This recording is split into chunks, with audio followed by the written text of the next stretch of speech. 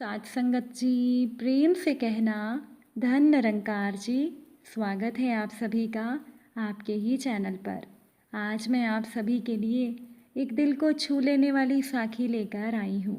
तो चलिए आज की साखी सुनते हैं। साथ संगत जी, रवि के घर आज सुबह से ही चहल पहल थी। घर में एक तरफ साफ सफाई का काम चल रहा था तो वहीं पर दूसरी तरफ तरह तरह के व्यंजन बन रहे थे। आज रवि की माता जी का श्राद्ध है। रवि हर साल अपनी माँ के श्राद्ध का कार्यक्रम बड़ी धूमधाम से ही करता है। कुछ लोग तो रवि की तारीफों के पुल बांध रहे थे कि ऐसा बेटा तो नसीब वालों को मिलता है, तो वहीं पर कुछ लोग दबी जुबान में रवि और पायल को लेकर तरह तरह की बातें कर रहे थे। पायल रवि की पत्नी है। सुबह के 11 बज चुके थे। रवि के घर के बाहर कतार लगने लगी। पहले ब्राह्मणों के खाने की व्यवस्था जोरों पर होने लगी। ब्राह्मणों को दान देने के लिए रवि ने कपड़े और फल खरीद कर रख दिए थे। कहा जाता है कि श्राद्ध में जो कुछ ब्राह्मणों को दान किया जाता है उसका फल मृत आत्माओं को मिलता है। पूर्वज प्रसन्न होते हैं। सुबह से ही शुरू हुई हलचलों के बाद ब्राह्मणों के खाने का समय आ गया। सभी को आदरपूर्वक बिठाया गया और उन्हें भोजन करवाया गया। ब्राह्मणों ने भी जी भरकर खाया और जाते समय दक्षिणा पाकर वो बेहद खुश हुए। सभी ने ही रवि और पायल को खुश रहने का आशीर्वाद दिया। सुबह से घर में चल रही इस हलचल को रवि का 8 साल का बेटा रोहन देख रहा था। रोहन ने अपनी माँ पायल से जिज्ञासावश पूछ ही लिया, माँ, ये सब क्या हो रहा है? आज किसका जन्मदिन है? पायल ने जवाब दिया, आज तेरे दादाजी और दादी जी को खाना खिलाया जा रहा है। रोहन ये सुनकर हैरान हो जाता है और वो बच्चा बोल पड़ता है कि दादा और दादी जी तो मर गए, अब उनको आप कैसे खाना खिला रही हो? ये सुनकर पायल रोहन को चुप कराने की कोशिश करती है।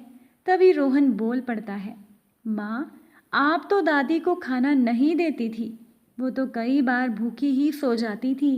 अक्सर तो दादी अपना खाना खुद ही बनाकर खाती थी और आप तो उनसे बहुत झगड़ती थी। पायल को ये सुनकर बहुत गुस्सा आ गया और उसने रोहन को घर के अंदर जाने के लिए कह दिया।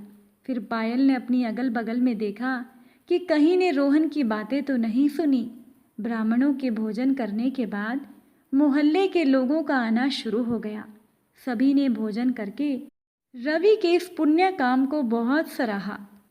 इस मौके पर आई कुछ महिलाएं आपस में कानाफूसी करती हुई दिखी। रवि के घर के बिल्कुल बगल में रहने वाली शकुंतला जी कुछ महिलाओं से कह रही थी कि काश रवि ने माँ के जीते जी उन्हें 2 वक्त की रोटी सुकून से दी होती तो आज उनका आशीर्वाद इन्हें ज़रूर मिलता।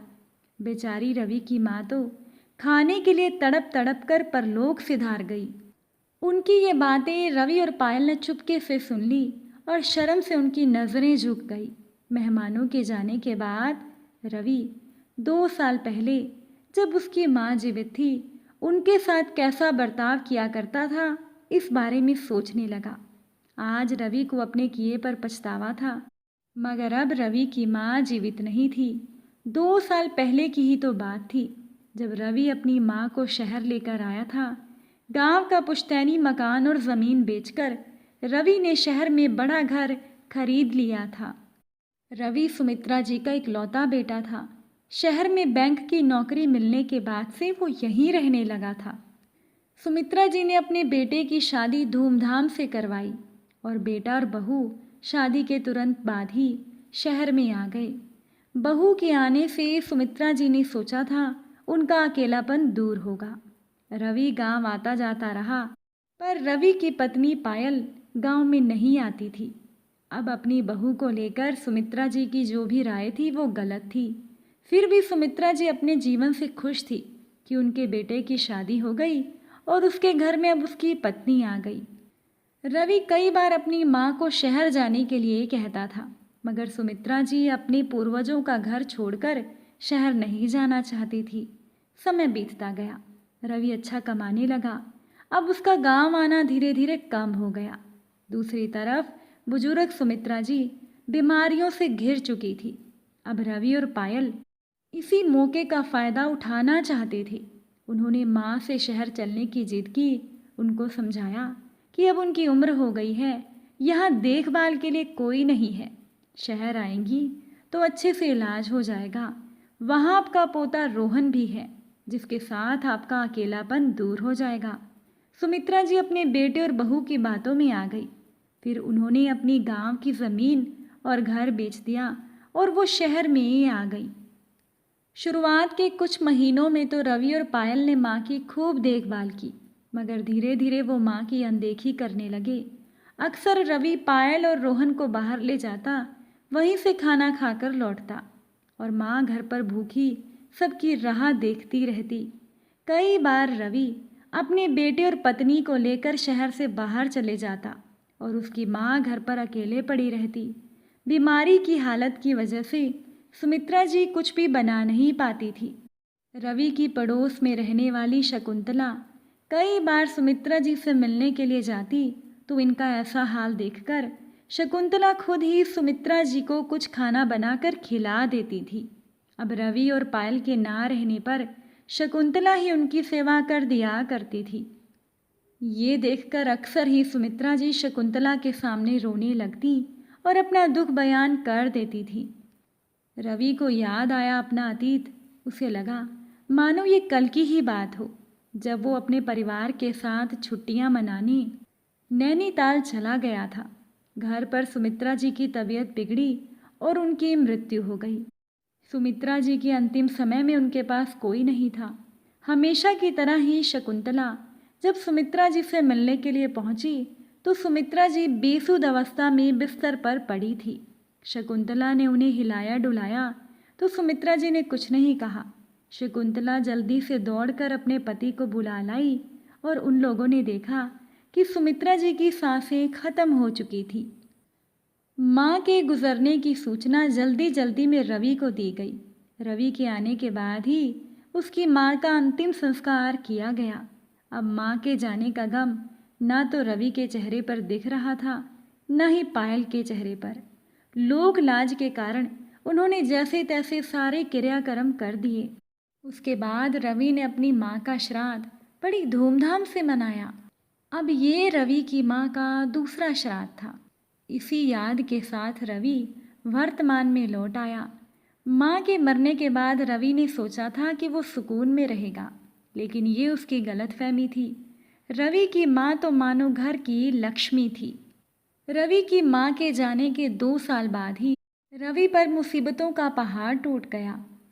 रवि की पत्नी पायल भी दिन ब दिन पैसों को लेकर ज़्यादा लालची होने लगी। रवि बैंक मैनेजर बन चुका था। अक्सर ही पायल रवि को अपनी नौकरी का लाभ उठाने के लिए कहती। अब अपनी पत्नी के कहे अनुसार रवि लोगों से काम के बदले पैसे लेने लगा। दिन अच्छे जा रहे थे, पायल के शौक भी बढ़ते जा रहे थे। मगर किसी ने सही कहा है, बुरे काम का नतीजा तो सामने एक ना एक दिन ज़रूर आता है। एक दिन रवि की गलत हरकतों का पर्दाफाश हो जाता है और बैंक रवि पर पैसों के गबन का आरोप लगाते हुए उसे नौकरी से निकाल देते हैं। रवि पर मुकदमा चलता है। यहीं से ही रवि और पायल का उल्टा समय शुरू हो जाता है। रवि का परिवार खाने को भी मोहताज हो जाता है। रवि पर पुलिस केस चलता है। अब नौबत ये आ जाती है कि पायल को नौकरी करनी पड़ती है और वो एक प्राइवेट कंपनी में काम करने लगती है। हालात बदल गए थे। एक समय दोनों हाथों से पैसा उड़ाने वाली पायल आज एक एक रुपए की कीमत को समझ गई थी। हालात तो बुरे हो रहे थे। रवि और पायल को अपने बेटे की फीस भरने के लाले पड़ गए। मजबूरन उन्हें अपने बेटे को सरकारी स्कूल में भेजना पड़ा। जैसे जैसे रवि के दिन गुजर रहे थे, उसे अपनी माँ की याद आने लगी। वो सोचने लगा, माँ के रहते उनका जीवन कितना खुशहाल था, मगर उसने कभी माँ की इज्जत नहीं की और अपनी माँ को खाना तक नहीं दिया। रवि की मानसिक हालत इतनी खराब हो गई कि वो बीमार रहने लगा। अब पायल पर घर का बोझ बढ़ता जा रहा था। उधर रवि पर चल रहे केस की अंतिम सुनवाई का समय आ गया और केस में रवि को दोषी ठहराया गया। पूरे 10 साल के बाद रवि को सजा हुई और उधर पायल का भी एक सड़क दुर्घटना में पैर कट जाता है। पूरा परिवार बिखर चुका था। अब घर की जिम्मेदारी पढ़ाई कर रहे बेटे रोहन पर आ जाती है। रोहन को अपनी पढ़ाई छोड़नी पड़ी और वो एक छोटी सी जगह पर काम पर लग जाता है। जैसे तैसे रोहन अपने माता पिता का ध्यान रखता है। रवि जो जेल में है वो अपनी हरकतों की सज़ा भोग रहा है और पायल को भी अपनी करनी का फल मिल गया, लेकिन मासूम रोहन को दोनों के कर्मों की सज़ा मिल रही है। साथ संगत जी, आजकल के बच्चे पैसों के लालच में माता पिता की ही कद्र नहीं करते और जिस घर में बूढ़े माता पिता की कद्र नहीं होती उस घर में कभी भी लक्ष्मी का वास नहीं होता। ये साखी आपको कैसी लगी? आप अपनी राय कमेंट द्वारा ज़रूर बताइएगा। आप सभी से फिर मुलाकात होगी एक नई साखी के साथ। साथ संगत जी प्यार से कहना, धन निरंकार जी।